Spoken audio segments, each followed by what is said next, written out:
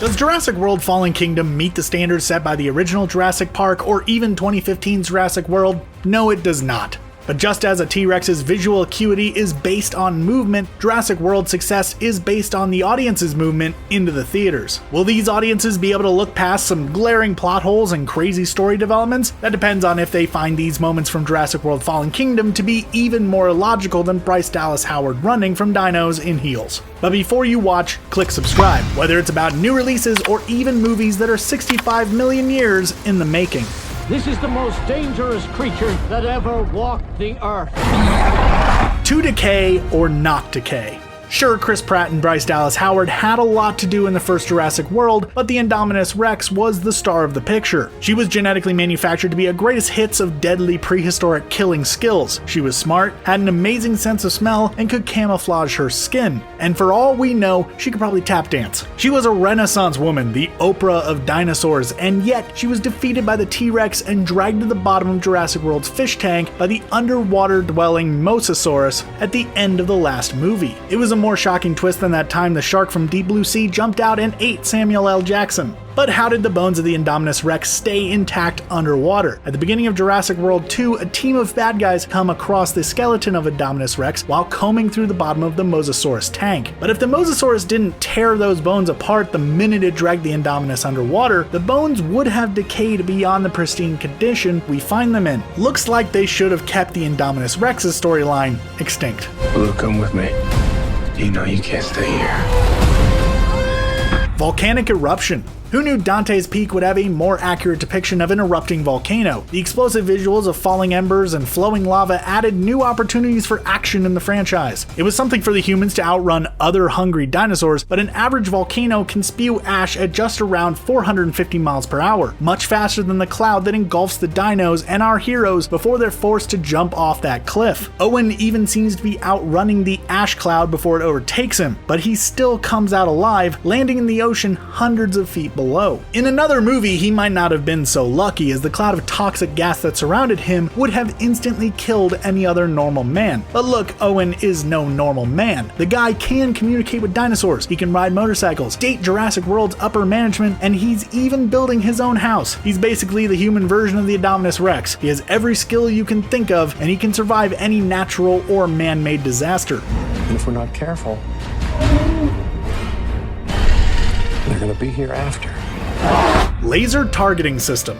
During the auction scene, we learn the true power of the Indoraptor, Dr. Henry Wu's latest creation. It's a killing machine that appears to be an improvement where the Indominus Rex failed. Although it's a bit smaller in stature, it has many of the same features, able to squeeze itself into tighter spaces that the Indominus couldn't, like when it gallops around that haunted dinosaur mansion in the film's last act. Yet during the auction scene, the potential buyers are shown that they need to point a laser at their intended target and pull a trigger, shooting a blast of sound at the Indoraptor, focusing its attention on its intended target. This is all scary and intense for the guests involved, but if you were attempting an assassination, wouldn't it be much faster to just use some kind of long-range weapon yourself, rather than waiting for your trained dinosaur to find and eat the intended target? Besides, the Indoraptor seems to be willing to eat anything in its way, regardless of whether a laser is pointed at it or not. The Lockwood estate would probably get much more bang for their buck if they just auctioned off some helper or therapy dinosaurs instead. It would improve the reputation of dinosaurs among all those senators and scientists who want the dinos to go extinct, right? Do these animals deserve the same protections given to other species, or should they just be left to die? The cost of the dinos. Speaking of that auction scene, the bad guys were really underselling the price of the dinosaurs. Every stereotypical movie villain was in attendance: Japanese gangsters, southern oil barons, Russian mobsters, and the whole event took place at a Northern Californian compound as big as a Bond villain's lair. And still, the price tag for even the bigger dinosaurs hovered between $8 million and $25 million. These animals are endangered species. Heck, they're dinosaurs who went extinct millions of years ago, and they're just about to go extinct again. The process of building Jurassic Park and harvesting amber back in 1993 must have cost billions of dollars. Couple that with the lawsuits surrounding the original venture and all the failed investments, exploration, and attempts at exploration that Jurassic Park's parent company InGen had to endure throughout this franchise of films, and you can imagine the debt is spread around pretty heavily. Add to that the huge crew of mercenaries and equipment sent to Isla Nublar Nublar to save the dinosaurs at the beginning of Jurassic World Fallen Kingdom, and the sales for this auction barely make up for that. Plus, the average price for dinosaur bones is $8 million a piece, so it's hard to imagine a living specimen that wouldn't be exponentially more expensive. Something's coming. It's the T-Rex. It's the T-Rex. Stop! It's not a T-Rex.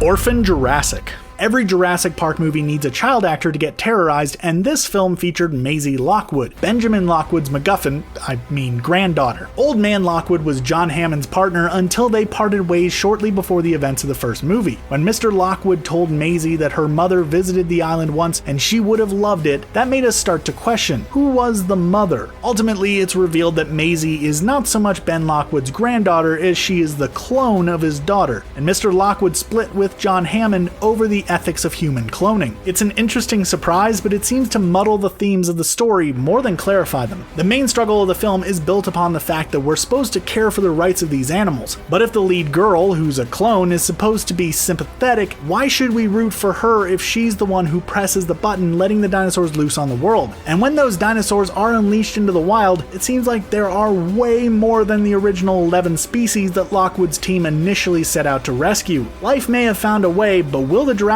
World franchise survive into a third installment? Only time will tell. You're the one who made me come here.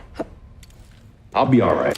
Well, when you gotta go, you gotta go, and that's the end of our video. Are there any improbable moments from Jurassic World we missed? Any other gaps of logic that couldn't even be filled in by frog DNA? Let us know in the comments section below. And even if you've decided not to endorse the latest park, get walking, running, or limping back to ScreenRant for more great videos like this one. Thanks for watching, and I'll catch you in the next one.